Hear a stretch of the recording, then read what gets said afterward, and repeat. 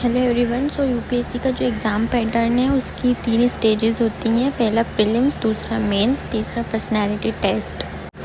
Prelims में 2 paper होते हैं, पहला पेपर 1 और पेपर 2। पेपर 1 को GS1 कहा जाता है और पेपर 2 को CSET कहा जाता है। तो GS1 में जनरल स्टडीज़ होती हैं जिसमें 100 क्वेश्चंस आते हैं, 200 मार्क्स के होते हैं और 2 आवर्स का टाइम होता है। वहीं CSET की बात करें तो CSET में 80 क्वेश्चंस होते हैं, 200 मार्क्स का होता है और 2 आवर्स का टाइम होता है। और CSET क्वालिफाइंग पेपर होता है, उसमें आपको मिनिमम 33 मार्क्स या उससे अबव आप कर सकते हैं। 33 मार्क्स पर आप पासिंग हो जाएंगे। ये दोनों पेपर क्लियर करने के बाद आप टोटली एलिजिबल हो जाते हैं मेंस के लिए। मेंस में भी हमारे CSET की तरह 2 क्वालिफाइंग पेपर होते हैं, जिसमें पहला पेपर होता है इंग्लिश का और सेकंड पेपर होता है एनी इंडियन लैंग्वेज। वो लैंग्वेज की लिस्ट होती है जिसमें आपको टोटली लैंग्वेजेस दी जाती हैं। आप उसमें से जिस भी लैंग्वेज में कंफर्टेबल हो वो लैंग्वेज आप चूज़ कर सकते हैं और उस लैंग्वेज में अपना एग्ज़ाम दे सकते हैं।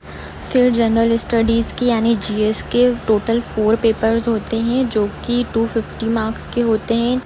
देन एक एग्ज़ाम ऐसे का होता है जिसमें आपको 2 टॉपिक्स दिए जाते हैं और वो 250 मार्क्स का पेपर होता है। ये भी काफ़ी इम्पोर्टेंट होता है। देन आता है ऑप्शनल सब्जेक्ट। तो ऑप्शनल सब्जेक्ट में आपको एक लिस्ट दी जाती है जिसमें आपको काफ़ी सारे ऑप्शनल सब्जेक्ट दिए जाते हैं। सब्जेक्ट चूज़ करना होता है आपको, उनमें से कहीं का भी एक, जो भी आप जिसमें भी आप कंफर्टेबल हो वही सब्जेक्ट आप चूज़ करते हैं। फिर उस सब्जेक्ट के आपके 2 पेपर होते हैं, वो दोनों 250 मार्क्स के होते हैं और दोनों कंपलसरी होते हैं देना। इस तरीके से मिलाकर पूरे टोटल 9 पेपर होते हैं मेंस में। मेंस क्लियर करने के बाद में होता है आपका लास्ट इंटरव्यू। जब आप ये सारे एग्ज़ाम्स क्लियर कर लेते हैं उसके बाद में इंटरव्यू के लिए बुलाया जाता है। यूपीएससी के रिगार्डिंग अगर कोई भी इन्फॉर्मेशन आपको चाहिए तो प्लीज़ कमेंट सेक्शन में कमेंट कीजिए, मैं ज़रूर उस पर एक प्रॉपर वीडियो लाऊँगी।